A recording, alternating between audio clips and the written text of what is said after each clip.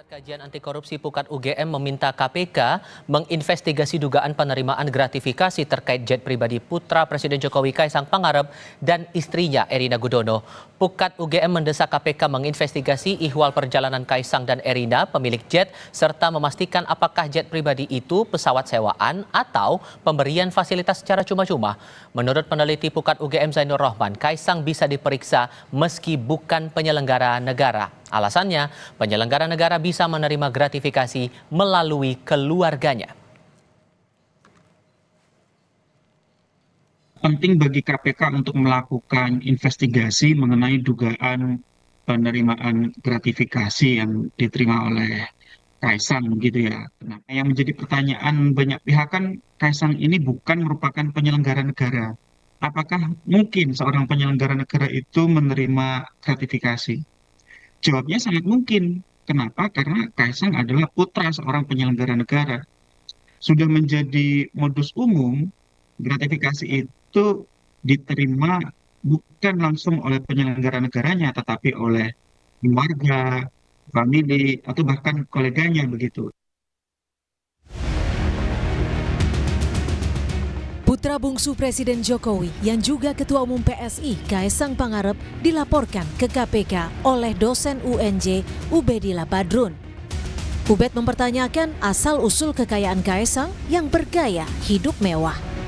Ubed juga mempertanyakan laporan yang ia buat 2 tahun lalu terkait dugaan tindak pidana pencucian uang keluarga Jokowi. Tentu saja gaya hidup mewah putra Presiden ini mengundang banyak pertanyaan. Lalu kami datang ke KPK untuk meminta kepada KPK agar laporan kami yang 2,5 tahun lalu lebih itu diungkap. Karena terkonfirmasi bahwa dugaan kuat pada waktu itu tentang tindak pidana pencucian uang, tindak pidana korupsi, gratifikasi, dan lain-lain itu diantaranya terkonfirmasi dengan peristiwa gaya hidup mewah ini. Usai Kaisang dan istri, Erina Gudono, jadi sorotan masyarakat karena perjalanan ke Amerika Serikat naik jet pribadi. KPK angkat bicara. Wakil Ketua KPK Alexander Marwata meminta Direktur Gratifikasi untuk mengklarifikasi jet pribadi Kaisang dan Erina. Soal Kaisang yang bukan penyelenggara negara, Alex bilang tetap bisa diklarifikasi apakah pemberian fasilitas terkait jabatan orang tuanya atau tidak. Sepanjang patut diduga bahwa pemberian fasilitas dan lain sebagainya itu ada hubungannya dengan jabatan dari seorang orang tuanya atau kerabatnya, kan bisa. Ya sebetulnya itu kan masyarakat pengen tahu dalam kapasitas sebagai apa yang bersangkutan menerima fasilitas, kan seperti apakah membayar sendiri ataukah free, kan begitu. Kalau membayar sendiri kan selesai, ada persoalan. Sehari usai pernyataan Alex Marwata, juru bicara KPK Tessa Mahardika menyatakan lembaganya tidak berwenang memeriksa Kaisang karena bukan pegawai negeri maupun penyelenggara negara. KPK tidak memiliki kewenangan untuk memeriksa apakah itu merupakan gratifikasi yang menyentuh konflik of interest atau tidak, karena yang bersangkutan bukan merupakan pegawai negeri ataupun penyelenggara negara. Membela Kaisang, Ketua Umum Solidaritas Merah Putih Sylvester Matutina bilang tak ada yang salah naik atau menyewa jet pribadi. Namun, karena sudah jadi sorotan, menurutnya Kaisang perlu memberi klarifikasi. Ya, mau tidak mau memang harus mengklarifikasi karena ini kan sudah menjadi konsumsi publik, apalagi beliau anak orang nomor 1 di Indonesia. Tapi sebenarnya kalau kita mengenai charter-mencarter atau penyewaan private jet ini, kalau kita mau jujur sih sudah lama ya. Banyak orang-orang kita, para pengusaha, terus para pejabat juga, terus artis. Bahkan kemarin kita lihat waktu pencapresan, itu capres dari 01, 02, 03 itu memakai private jet semuanya. Tapi nggak ada yang dipermasalahkan. Jet pribadi yang ditumpangi Kaesang Pangarep dan istrinya Erina Gudono ke luar negeri jadi sorotan saat ramai unjuk rasa RUU Pilkada. Meski telah dilaporkan ke KPK, sejauh ini belum ada klarifikasi dari Kaesang mengenai asal-usul jet pribadi itu. Tim Liputan, Kompas TV. Lalu bagaimana sebaiknya Komisi Pemberantasan Korupsi menyikapi kasus dugaan gratifikasi jet pribadi yang dipakai Kaesang Pangarep dan istrinya Erina Gudono saat perjalanan ke luar negeri? Kami bahas ini bersama mantan pimpinan Komisi Pemberantasan Korupsi Saud Sitomorang. Pak Saud, apa kabar Pak? Baik, selamat sore. Selamat sore, terima kasih sebelumnya sudah bergabung bersama kami.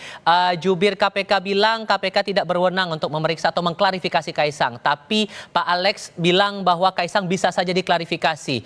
Kalau menurut Anda, ruang untuk klarifikasi terhadap Kaesang dalam kasus ini ada atau tidak? Ya, yang pertama semua bentuk laporan itu tentu harus di-follow up oleh KPK untuk melihat apakah itu ranahnya lewat deputi yang terkait langsung dengan deputi pencegahan ataupun deputi penindakan, itu soal taktik saja, soal teknis saja. Tetapi yang jelas ketika seorang penyelenggara negara, di situ ikut keluarga ya, melakukan sesuatu yang punya potensi untuk kemudian adanya potensi gratifikasi. Kalau kita bicara undang-undang tindak pidana pemberantasan korupsi, diantaranya adalah gratifikasi dan lain-lain. Dalam konteks ini gratifikasi tentu harus didalami. Jadi jangan bikin statement dulu. Jadi sebaiknya laporan itu dibaca baik-baik supaya nggak seperti laporan Ubaidia yang sebelumnya 2 tahun yang lalu. Iya, 2,5 tahun yang lalu dia ngakui. Iya, itu kan sebenarnya juga punya potensi. Jadi maksud saya, kalau hukum harus adil, hukum harus pasti, dan hukum harus menimbulkan yang kita sebut sebagai pemanfaatan, hukum harus bermanfaat, ya mereka harus melakukan follow up ini. Nah, jadi kita nggak berdebat lagi soal itu anak putra putri. Pokoknya yang namanya penyelenggara negara, termasuk keluarganya, itu punya potensi kuat untuk kemudian dilakukan penyidikan. Tentu diawali dengan penyidikan, karena bagaimanapun ini semuanya ada kaitan dengan posisinya sebagai penyelenggara negara. Kalau yang bersangkutan itu anak seorang tukang bakso, nggak juga naik pesawat, ya kan begitu ya. Atau katakanlah siapapun lah gitu. Kalau naik pesawat bisa jadilah anak tukang bakso kalau dapat hadiah banyak gitu. Maksud saya gini, yang bersangkutan itu karena terkait langsung dengan jabatan bapaknya atau atasannya ataupun keluarganya, itu punya potensi untuk didalamin. Karena bagaimanapun naik pesawat pribadi yang begitu besar itu cukup mahal kan gitu. Karena begini juga Pak, dari 2 pelapor yang menyampaikan, salah satunya adalah Koordinator Maki Boyamin Saiman, itu turut melampirkan MOU pemerintah kota Solo dengan pihak swasta yang ditandatangani Gibran saat menjabat sebagai wali kota Surakarta. Dan ini diduga kaitannya berhubungan langsung dengan penyewaan jet pribadi itu tadi. Jadi kalaupun ini dijadikan bukti, menelusurinya gimana KPK dengan bukti itu? Ya, saya nggak masuk langsung di pokok perkara ya, tetapi apapun bentuk laporan yang sudah menarik perhatian masyarakat ini harus ditindaklanjuti, dan itu sudah diarahkan oleh salah satu pimpinan dalam hal ini Pak Alex, kemudian timnya menurun untuk melihat kembali, menyelidiki kembali atau katakanlah pendahuluan untuk kemudian memastikan bahwa memang ada potensi gratifikasi di situ. Of course ini penyelidikan tentu kita dengan azas praduga tidak bersalah ya. Tetapi akan menjadi bersalah dalam hal ini KPK apabila mereka tidak menindaklanjuti itu. Of course ada praduga tidak bersalah itu harus dibuktikan bahwa dia memang tidak bersalah, dan KPK harus membuktikan itu bersalah atau tidak. Mereka digaji untuk itu. Jadi sekali lagi kita harus memastikan bahwa azas tidak bersalah itu harus ditindaklanjuti dengan tindakan-tindakan yang lebih memastikan bahwa tidak terjadi abuse of power. Kita juga nggak boleh juga membawa seseorang yang terkait dengan kalau dia bisnis to bisnis. Tetapi kenapa kemudian ini disebut menjadi menarik perhatian? Karena ada kecurigaan, actually is not business only gitu. Jadi kalau bisnis to bisnis itu murni, itu pun menjadi perhatian. Apakah itu ada kaitan? Nanti kan kita lihat itu pendalamannya, kronologisnya. Tapi seberani apa menurut Anda KPK untuk bisa menindak kasus ini? Saya nggak ngerti dengan posisi 4 orang pimpinan itu, kelihatannya yang baru ngomong kan Alex ya, dan saat juru bicara masih sedikit abu-abu bicaranya. Mungkin dia belum mendalami surat yang disampaikan oleh teman-teman dari Maki atau dari Ubaidiyah dan seterusnya. Mhm. Tetapi common sense kita, akal sehat kita, tanpa kita mendalami hal ini lebih lanjut saja, sudah dapat dipastikan ini Baik. ada potensi konflik of interest dan peran yang bersangkutan sebagai putra seorang presiden. Itu udah common sense kita begitu.